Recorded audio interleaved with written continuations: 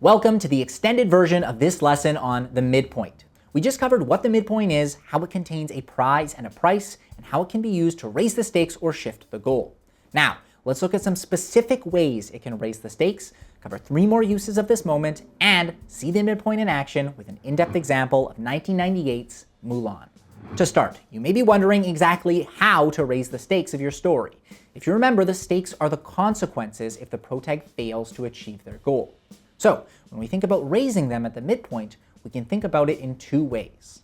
1. Is there a worse version of the current stakes? For example, if the protag risks their job, we could raise the stakes to make them risk their career or professional reputation. And 2, is there something else we could add into the mix? For example, if the protag risks their own life, could we raise the stakes so they now risk the life of themselves and a loved one? Sometimes these are set into a genre. For example, in romances, the midpoint almost always showcases a love scene.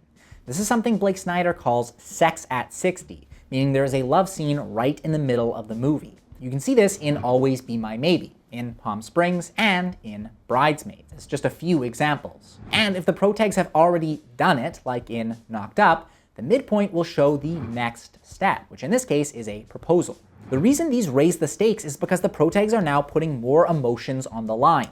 They are crossing a boundary together they cannot come back from. The midpoint may also showcase going from practice to the real thing. In Legally Blonde, the midpoint puts Elle into an actual case.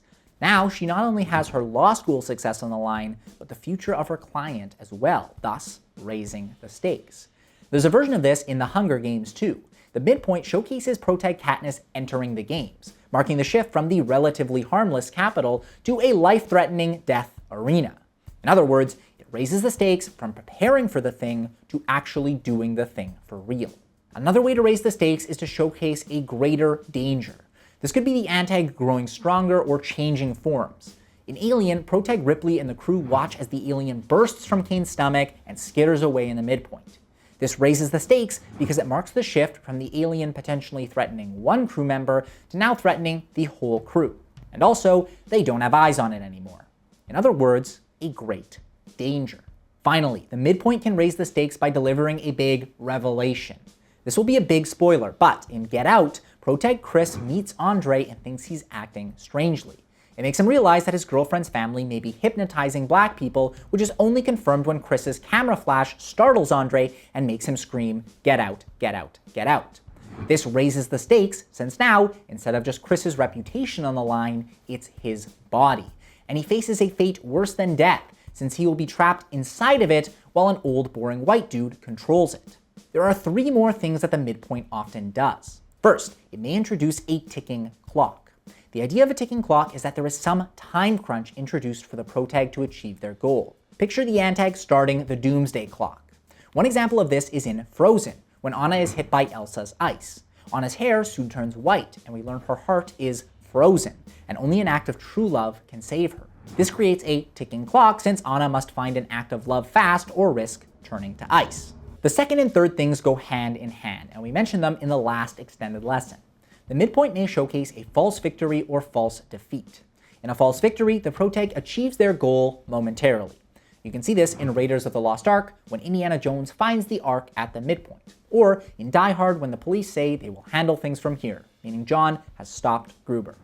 However, since the story isn't over, this victory will be short-lived, like how the Nazis steal back the Ark or how Gruber hunts John down. And it's worth mentioning that the false victory is always the midpoint prize, and the twist will be the midpoint price. A false defeat is almost the same, except it showcases the goal appearing to no longer be possible. An example of this is in the Lego Movie, when the Master Builders are captured and Emmett and the team escape into the ocean only to have their sub explode. Big note around false defeats is to make sure this low point is not lower than the upcoming moment of peril, as that will be the worst moment in your story. In other words, things should feel hopeless, but not as hopeless as the moment of peril.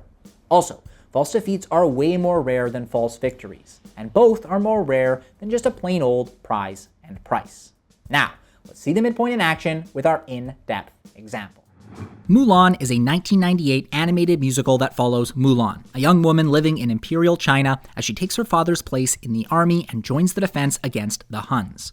It has incredible story structure and includes a great midpoint that is perfect for our in-depth example.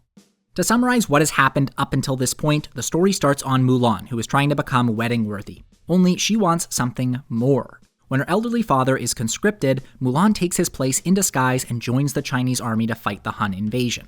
And though she isn't great at first, she soon masters her battle skills. Her leader, Shang, receives word that their unit is needed at the Tungshao Pass, a mountain range that leads straight to the Emperor, so they head up to the mountain in the uphill climb. Then we get to the midpoint, when Mulan and her group arrive. They discover the village in the mountain range has been destroyed and Shang's father, who had been protecting it, has been killed. With this, they realize they are the Emperor's last hope and must head back to the city to warn him. Let's break this down into its parts. First, we've pointed towards the moment throughout the uphill climb. We can see a clear midpoint prize and midpoint price, since they successfully made it to the village but arrived too late and found it destroyed. This price is emphasized by the fact that Shang's father was killed. As with many prizes and prices, there is a big but involved, but not that kind of but you're thinking of. Here, they made it to the village, but it was burned down. In Indiana Jones, Jones finds the Ark, but the Nazis steal it back and trap him. The midpoint often shifts or clarifies the goal. Here, you could argue it clarifies the team's goal from joining the fight to warning the Emperor. The midpoint also raises the stakes. Here, we discover Shang's father, a successful military leader, has been killed, meaning the Huns will likely crush Shang and Mulan's group. Shang also points out that they are China's last hope, since they must make it to the Emperor before the Huns do. This sets up a kind of ticking clock, and raises the stakes, since if they fail at their goal, the Emperor will likely die. And of course, it reverses the protag's direction of success, pointing us towards the downhill fall. So as you can see, this midpoint accomplishes a ton in such a simple scene. It contains a great prize and price, raises the stakes, sets a ticking clock, clarifies the goal, and reverses the protag's fortune. And all this in only 3 minutes. This scene proves that to be successful, you don't have to be complex. You just have to understand each step's purpose and pull them off in a resonant way. That brings us to the end of this extended lesson on the midpoint. You should now have a strong understanding of what the midpoint does, everything it contains, and how it shifts the direction of your entire story. And in the next lesson, we're hitting that shift hard as we begin our descent in a phase we call the downhill fall.